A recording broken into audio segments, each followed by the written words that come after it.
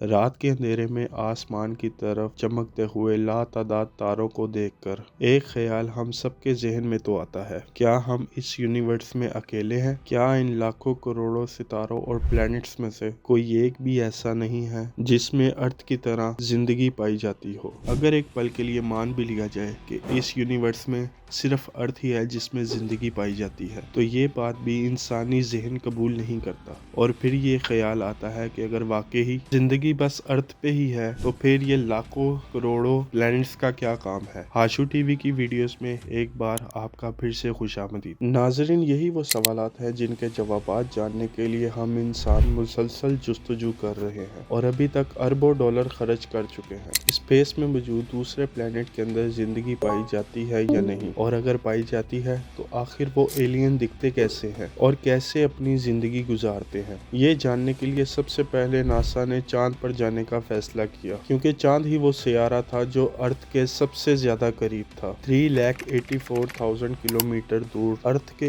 इर्द गिर्द गोल चक्कर लगाने वाले चांद की तरफ 1968 में चांद की तरफ पहला एक स्पेस क्राफ्ट भेजा गया। इस स्पेस क्राफ्ट का नाम था अपोलो 8 और इसका मिशन था कि ये चांद का एक ऑर्बिट करके वापस आता। अपोलो 8 में 3 एस्ट्रोनॉट भी मौजूद थे, जिनको चांद के करीब पहुंचने में पूरे 68 आवर्स लग गए। चांद के गिर्द चक्कर लगाने के दौरान इनको कोई अजीब चीज तो नहीं दिखी, लेकिन ये तीनों एस्ट्रोनॉट वो पहले इंसान थे जिन्होंने अर्थराइज देखा था। यानी जैसे हम सनसेट और सनराइज देखते हैं, वैसे ही इन्होंने अर्थराइज देखा था और इन्होंने पहली बार अपोलो 8 से उसकी फोटो ली। इस मिशन के अगले ही साल यानी जुलाई 1969 में नासा का स्पेस क्राफ्ट अपोलो 11 पहली बार चांद पर लैंड हुआ था और कमांडर नील आर्मस्ट्रॉन्ग वो पहला शख्स था जिसने चांद पर कदम रखा। ऑलरेन और नील आर्मस्ट्रॉन्ग ने चांद पर 2 घंटे और 15 मिनट की मून वॉक की और वहां की मिट्टी के सैंपल लेकर वापस अर्थ की तरफ रवाना हुए। नासा का कहना है क्योंकि चांद पर ना ही हवा चलती है और ना ही कोई ऑक्सीजन है, इसी वजह से आज भी वहां पर एस्ट्रोनॉट के जूतों के निशान हैं। नासा के मून मिशन के दौरान तो किसी को भी वहां पर एलियन नजर नहीं आए, लेकिन चांद के गिर्द घूमने वाली सैटेलाइट मुसलसल हमें चांद की फोटो भेजती रहती है। उसमें काफी कुछ देखा जा चुका है। एरिया रिसर्चर स्कॉट सी विंग का मानना है कि नासा की तरफ से पब्लिश की जाने वाली चांद की फोटोज में कई ऐसे स्पॉट देखे गए हैं जहां पर कई एलियंस का अंडरग्राउंड होने का खदशा है। चांद पर एक ऐसे स्पॉट की निशानदेही की जिसमें एक अजीबोगरीब बिल्डिंग नजर आ रही थी। स्कॉट का मानना है कि ये चीज बाकी दिखने वाली चांद पर तमाम चीजों से मुख्तलिफ है और ये किसी भी तरह से नॉर्मल नहीं लगती। और जब स्कॉट ने ये अपनी रिसर्च पब्लिश की, उसके बाद जो हुआ वो यकीन करना मुश्किल था। चंद ही दिनों के बाद जब नासा ने चांद की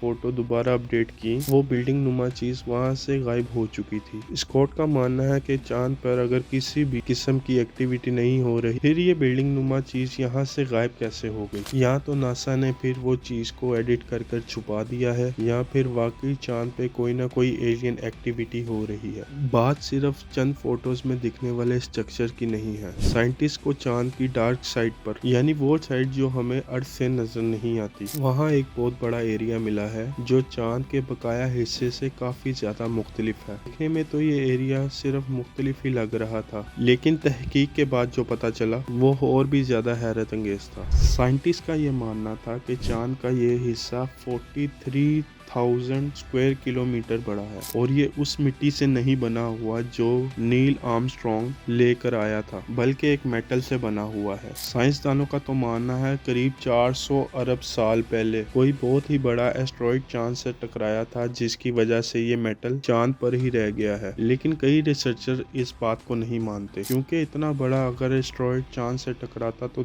चांद 2 टुकड़ों में बिखर चुका होता। उनका मानना है कि मेटल से बना चांद का ये हिस्सा अंडरग्राउंड एलियन सिविलाइजेशन की निशानी भी हो सकती है। चांद से हटकर अगर मार्स की बात की जाए तो अभी तक हम 21 रोबोट्स मार्स पर भेज चुके हैं। मार्स, जिसे रेड प्लैनेट भी कहा जाता है, वो जमीन से करीब 40 करोड़ किलोमीटर दूर है, लेकिन सूरज के गिर्द चक्कर काटने के दौरान हर 2 सालों के बाद एक ऐसा दिन भी आता है जब मार्स अर्थ के बिल्कुल करीब हो जाता है और उस दिन ये डिस्टेंस सिर्फ 6 करोड़ और 20 लाख रह जाता है। ये डिस्टेंस भी इतना ज्यादा कोई कम नहीं है। अर्थ से मार्स तक जो भी रोबोट भेजे गए उनको वहां तक पहुंचने में पूरे 7 महीने लग जाते हैं। मार्स पर 21 रोबोट्स में से भेजे गए 17 रोबोट्स वहां पर लैंडिंग के दौरान ही क्रैश कर गए, जबकि 4 रोबोट्स बस ऐसे हैं जो वहां पर कामयाबी से लैंड कर सके। इन रोबोट्स ने अभी तक हमें मार्स की जितनी भी फोटोज भेजी हैं, इनमें बहुत सारे स्ट्रेंज ऑब्जेक्ट देखे गए हैं। एलियन रिसर्चर स्कॉट सी वेरिंग के मार्स से हमें ऐसी इंफॉर्मेशन मिल चुकी है जिसको देखने के बाद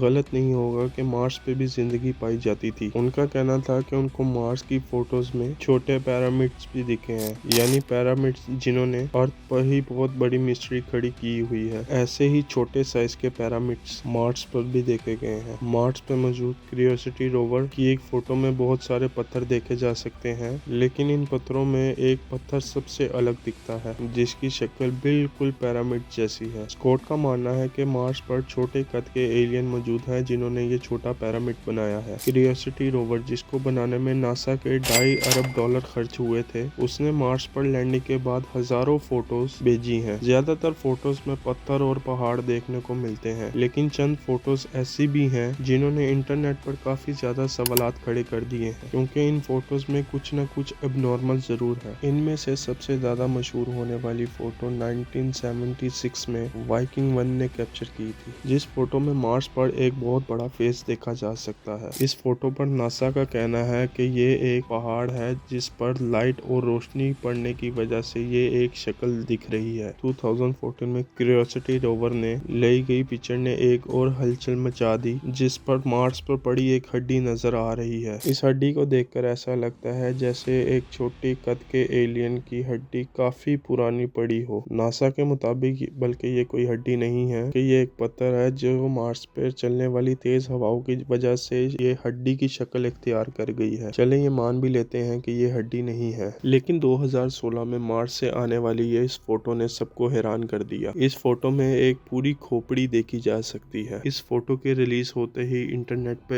एक नई बहस छिड़ गई। एलियन रिसर्चर्स का तो पूरा यकीन है कि मार्स पर कुछ न कुछ गड़बड़ जरूर है, कि मार्स पर किसी दौर में जिंदगी मौजूद थी। अभी इस एलियन खोपड़ी से मामला निकला ही नहीं था कि मार्स क्यूरियोसिटी रोवर की एक और फोटो ने धूम मचा दी। इस फोटो में ऐसा पत्थर देखा गया जो खूबखूब मछली की शेप के जैसा था। ऊपर से लेकर नीचे तक ये खूबखूब मछली जैसा दिखता था, और वो भी करोड़ों किलोमीटर दूर। आखिर मार्स पर क्या कर रहा है? मार्स पर मौजूद रोवर की मदद से मिलने वाली इंफॉर्मेशन में ये तो साबित हो चुका है कि 3 अरब साल पहले मार्स अर्थ की तरह हरा भरा था, और यहाँ बड़े बड़े समंदर होने की भी निशानियां मिल चुकी हैं, और ये भी माना जा रहा है कि ये समंदर अभी भी मार्स के अंदर जमा हुआ है, जिस पर मजीद तहकीक हो रही है। 2014 में रात के वक्त मार्स रिवर ने एक ऐसी फोटो कैप्चर की जिसको देखकर मार्स पर एलियन होने से इनकार नहीं किया जा सकता, क्योंकि इस फोटो में चट्टान के अंदर से एक लाइट आते देखी जा सकती है। इस फोटो के पब्लिश होने के बाद एलियन रिसर्च का कहना है कि ये एलियन की मौजूदगी का मुंह बोलता सबूत है। ये तो हम इंसान बोल रहे हैं कि मार्स एक बंजर प्लेनेट है। मार्स पर कई फोटो ऐसी भी कैप्चर की गई हैं जिसमें स्टैचूज देखे जा चुके हैं। 2018 में कैप्चर होने वाली फोटो में साफ देखा जा सकता है पत्थर से बना स्टैचू का फेस वाज़े नजर आ रहा है,